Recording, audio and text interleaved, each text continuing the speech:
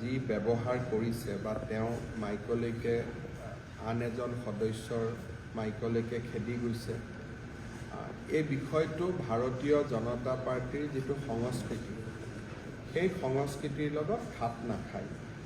সেইকাৰণে ৰাতিপুৱা আমাৰ ৰাজ্যিক সভাপতিৰ লগত যোৱাকালিও মই আলোচনা কৰিছিলোঁ আৰু ৰাজ্যিক সভাপতিয়ে ইতিমধ্যে ৰূপজ্যোতি কুৰ্মীক অসমৰ ৰাইজৰ ওচৰত ক্ষমা খুজিবলৈ নিৰ্দেশ দি পত্ৰ এখন প্ৰেৰণ কৰিছে। এইটো হ'ল ৰূপজ্যোতি কুৰ্মীৰ বিষয়। কিন্তু বিধায়ক অখিল গগৈ ডাঙৰীয়া, ৰূপজ্যোতি কুৰ্মী এগৰাকী চাহ জনজাতিৰ বিধায়ক, এটা নিপীড়িত নিষ্পেষিত জনগোষ্ঠীৰ পৰা তেওঁ অসম বিধানসভালৈ আহিছে।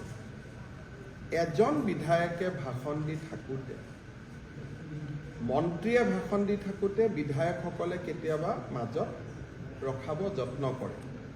কিন্তু যোৱাকালি মই যেতিয়া ভিডিঅ'টো ভাল কৰি চাইছোঁ, তাত এটা দেখা পাইছোঁ যে ৰূপজ্যোতি কুৰ্মীয়ে ভাষণ দি থাকোঁতে অখিল গগৈ ডাঙৰীয়াই বাৰে বাৰে তেওঁক বাধা দিবলৈ চেষ্টা কৰি আছিল।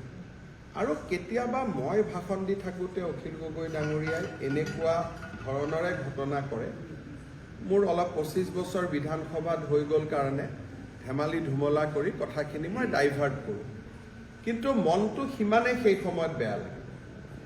আৰু আমাৰ বিধানসভাত আগতে এনেকুৱা ধৰণৰ ব্যৱহাৰ কৰা পৰম্পৰাই নাছিল। কোনোবাই ভাষণ দিলে ভাষণটো শুনা যায়, কিন্তু কালি যদি আপোনালোকে শুনে, ৰূপজ্যোতি কুৰ্মীয়ে ভাষণ দি আছে, অখিল গগৈ কোনোবা এটা ৰাস্তাৰ কথা উল্লেখ কৰি আছে। ৰাস্তাৰ কথাটো আপুনি PWD মন্ত্ৰীক কওক, ৰূপজ্যোতি কুৰ্মীকটো কৈ থাকিবলগীয়া কথা নাই।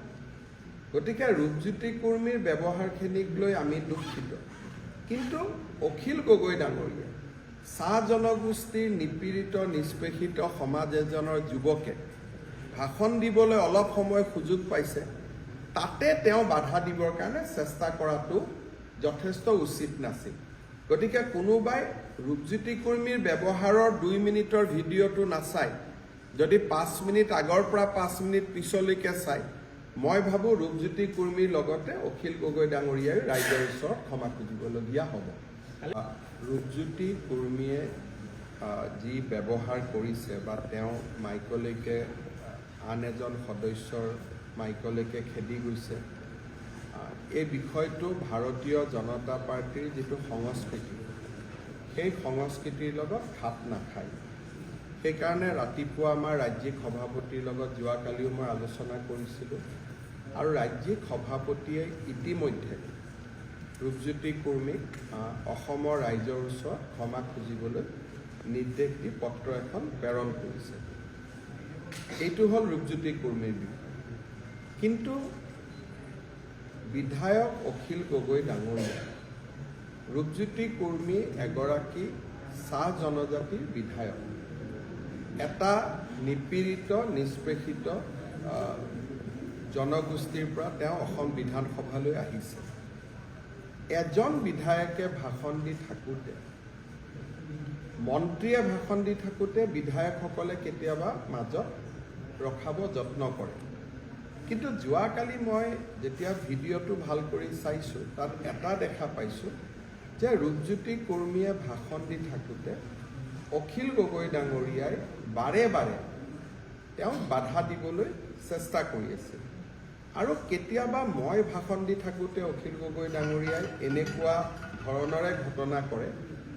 মোৰ অলপ 25 বছৰ বিধানসভাত হৈ গ'ল কাৰণে ধেমালি ধুমলা কৰি কথাখিনি মই ডাইভাৰ্ট কৰোঁ, কিন্তু মনটো সিমানে সেই সময়ত বেয়া লাগে।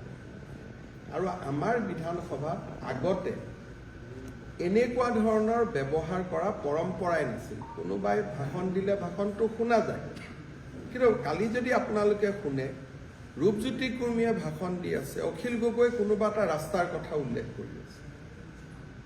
ৰাস্তাৰ কথাটো আপুনি PWD মন্ত্ৰীক কওক, ৰূপজ্যোতি কুৰ্মীকটো কৈ থাকিবলগীয়া কথা নাই। গতিকে ৰূপজ্যোতি কুৰ্মীৰ ব্যৱহাৰখিনিক লৈ আমি দুখিত।